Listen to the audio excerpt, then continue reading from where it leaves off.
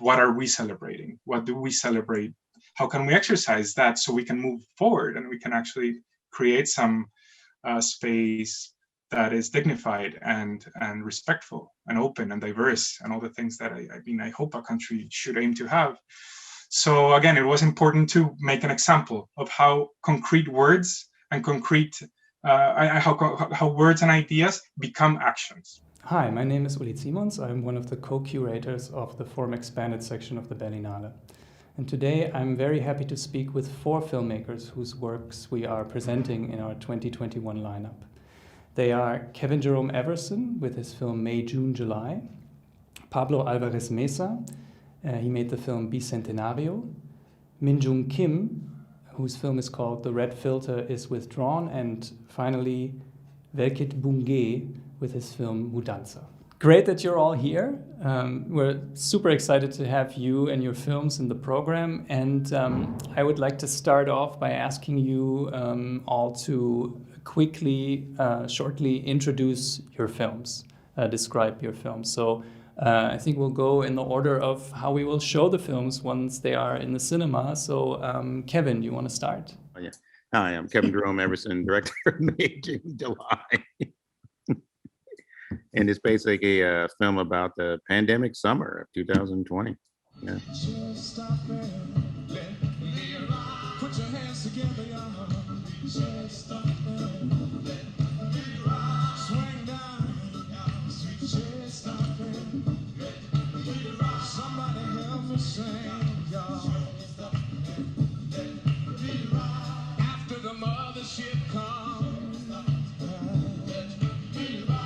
Pablo, do you want to continue? Yeah.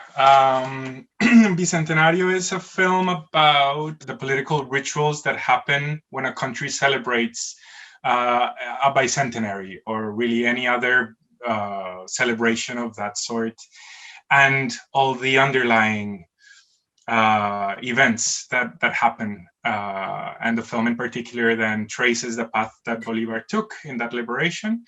And tries in different ways to engage with the past and the present.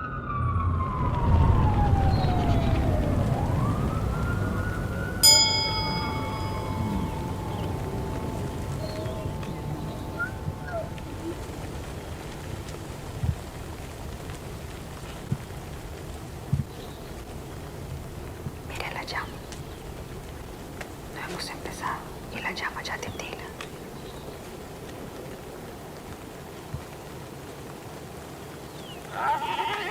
Minjung, you want to go next?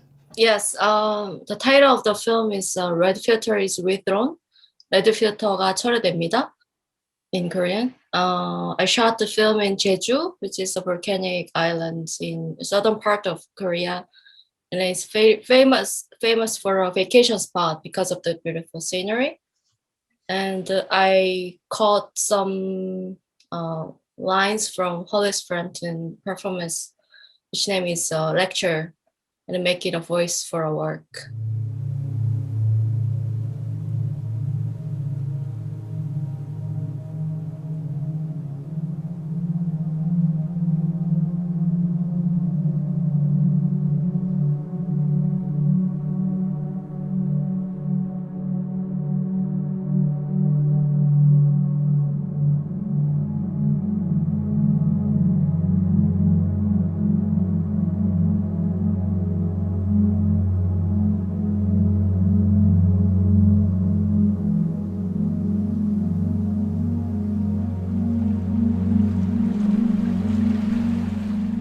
And Welket.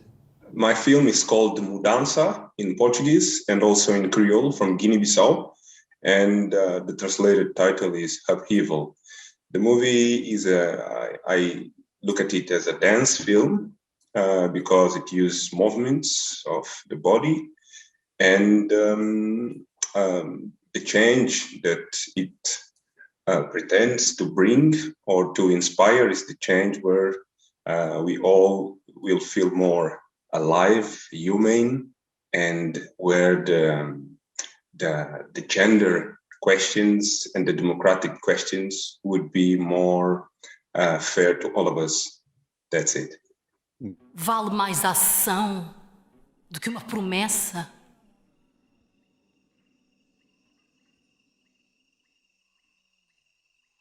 Deixem-me experimentar, aprender. Deem-me essa oportunidade. Ninguém nasceu ensinado. Quero trepar as ameias deste castelo, espreitar o que se esconde para além do nosso horizonte. A voz do coração me segreda que a razão está do nosso lado. Sem ódio, mas com amor. Vamos travar uma luta gloriosa pela paz, dignidade e pão.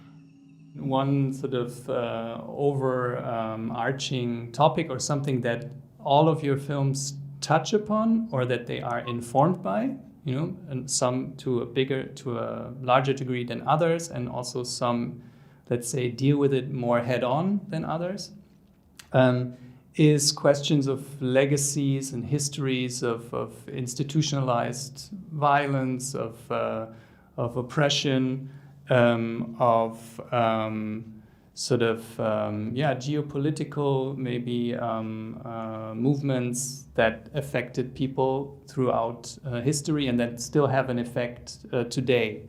And I wanted to touch upon that with all of you, and maybe I'd like to start with Kevin again. You said that the film is about the pandemic summer. Yeah, well, I was thinking just when I got back from Berlin, I was trying to figure out making some pandemic art, you know, which is no people. So I knew I wanted to shoot like peonies, which is the flower that my mom used to have those. And I never liked school as a youth, but those flowers would bloom right at the end of school. So every time I saw those flowers, I was like, yay, summer. It was like school nearing the end, so to speak. So that was the kind of like late May, those flowers would start blooming. And then I just remember like, you know, and fireflies are hard to film. I just realized that. It took 18 nights to film that. But yeah, but I wanted to do like the kind of the private and then the public and then the more public. Like, you know, like on, you know, like your flower bed, you know, your own flowers and then the fireflies and then the roller skater. And then so just when I was thinking about the roller skater, I was thinking about how to because I think all 3D shots are about landscape in a sense. And then, you know, coming from the visual arts, I'm always thinking about figure-ground relationships of how the figure is in the way of the ground or the background or like the landscape. So the like good reason to like good way to film the so-called parts of the Black Lives Matter Plaza is just have kind of a roller skater and just follow that particular person. I used to rollerblade long time ago, so I had to like practice rollerblading. And it was not good, but but the street was kind of rougher than I thought, so I can only kind of stay in I think on the S and the I of lives, so to speak. So we kind of kept that, but anyway, but for me it was more about like this particular summer, this particular time, whatever, because I wanted to make a film about summer, but then this film became about this particular or last particular summer. Which is completely different from any other a summer. Yeah. I wanted to use this idea of the landscape to come to The Red Filter is Withdrawn, your film, Minjung, and also I think like this idea of how the layout of a space sort of informs how it's used and how it's also kind of how it become a lens through which you see the world. Is something that is very prevalent in your film. So the island that you shot on, the places you shoot, they are military fortifications, bunkers, caves that stem from the time of Japanese occupation of Korea, and you use them. Basically, or that's how I read the film. So the film uses those caves as kind of lookouts onto the landscape. So it's almost like the cave becomes the camera, and we are inhabiting this view, this sort of militarized view onto the island. I wonder if you could speak about that? I was in artist residency in Jeju Island for 6 months in 2018, and then I was exposed to all the historic sites in Jeju Island, and then under the name of Dark Tourism Program. But so I was supposed to make some work and shoot something there, but I couldn't do anything during the time because the places are so strong. And then also I was skeptical by myself. And then I was also really bit scared as a person who hold a camera. And so I couldn't do anything through the whole time. But the very last day, I walked into the one cave which shown in the film in the beginning. It looked like a scared and it looked like kind of screen. So it was very interesting moment. When I was outside of cave, it looked like a camera hole and camera lens. But if I were inside the cave, it turned into the screen. So I could just see just that part. So I imagine that if something stuck in front of the cave, I will gonna just see just that colored scenery. So and then it stuck in my mind. And later I remember the Wallace Frampton's lecture, which I learned during the school. He talks about the essential meaning of the watching film in the darkness, and talks about the projection and then screen and all about the cinema, but kind of matching with the whole the meaning I wanted to show through the film, because he used red filter among the RGB to explain the mechanism of projection. But the color red has huge meaning, especially in my country, because of it related with the red complex. Also, yeah, people were killed, 1/10 people in Jeju Island because of the red complex right after the World War II, right before the Korean War. So that's why it all connected. This question of what haunts a landscape, right? How is the history inscribed in a landscape? This is what your film, Pablo, deals with in relation to the history of Simon Bolivar, who is considered was the liberator of, among other countries, Colombia, and you shot in Colombia. And you are doing something that is kind of directly addressing this haunting. You're using a device. You worked with a spiritual medium to try and conjure the spirit of Bolivar. Can you talk about this? Yeah, it's actually surprisingly very similar to what Minjung is saying about the red and like the filters of the invisible layers that we don't see in the landscapes or in our social spaces. And so for me, the intention of working through a medium to reach Bolivar was actually to tackle that concretely. Like, then how do we see those objects as the objects of, for example, monuments, or all these paintings, or all these political conjurings, which they are. They're actually, like, every time we mention all of these pasts, we're conjuring a political idea. So it was actually a very concrete action, and like not only device, but actually like a worldview of like all of these elements are not just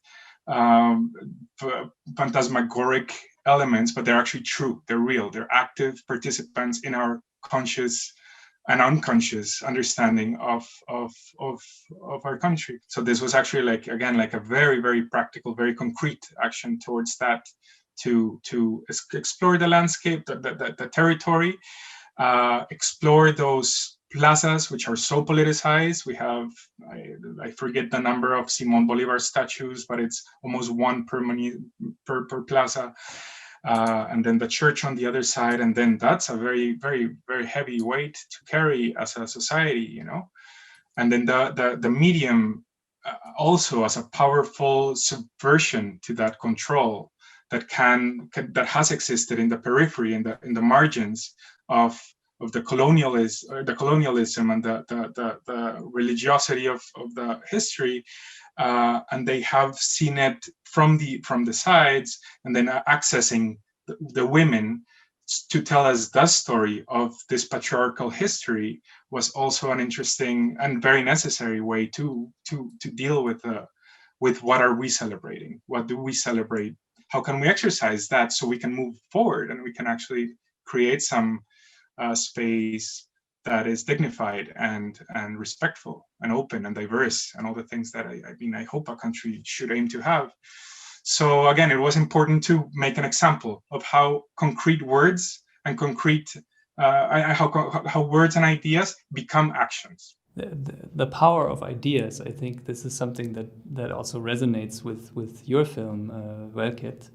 In the sense that it's sort of like a more optimistic outlook. You're sort of projecting a positivity into the future, I would say, with your film. You called it a dance film, and it's there's a lot of physical movement in the film. But to me, it's also, I think, a film that is dealing in a way with two types of modes of address. Your main protagonist, she is a politician. Yes. Her name is Joacine Cata Moreira. She's, I think, a member of parliament in Portugal. So she's speaking. On the one hand, she's speaking as a politician might, and then she's also reciting poems. There's the poem that has the same title as the film, Mudança, and then there's a second one, which is called the Copde. Copde, yeah. And they are poems that I think your father wrote, right? Yeah. So there's one of the strategies of the film, or one of the points that the film seems to be making, is also to create these relations between artists that share a similar history in a sense. So it's a collaboration of several artists who have connections to Guinea-Bissau, right? Your father, you yourself, then the musicians, the painter, yeah. Joacine Cata Moreira. Yes. Can you talk a little bit about that strategy, I will call it, for lack of a better word, and also just about how this collaboration worked? First of all, I was invited by the artistic director from the theater called Teatro do Bairro Alto, and the challenge was to put the artists working with the so-called essential workers. You have an expression there in Germany that corresponds to the workers that could not stop working during the lockdown. It's not because Joacine is a politician, it's more because Joacine, as a citizen, she has a strong and really, important intervention in the society, in the Portuguese society. So that's why I thought that she would fit really good on this denomination. The problem is that we could not be together because the theater is closed for people, and this means that if we needed to collaborate, I would have to prepare the things on distance, okay? And then also the other elements of the team, they would not be able to travel to Portugal. It was clear that we needed to artificialize this present, this moment, and this territory. And then this was the result of many days thinking about how can we artificialize the gathering of all these people that worked to make this movie happen. And yes, this is what we could find. Of course, these images, once we had no chance to go to the projected landscape images, they correspond to Amazon forest, where I was there in 2018. So it's real because I was there. And at that year in 2020, I would not able to go there, and of course not going to Jeju Island.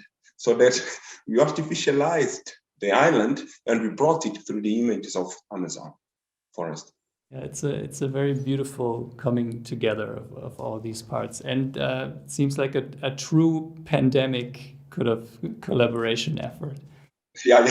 Everybody, I'm super happy that we have all of you in the program, and I'm super happy to meet you, even through this way, and to get to speak to you. I hope to see you all soon, and thank you again. Yeah, right on. All right, great films, everybody. Yeah.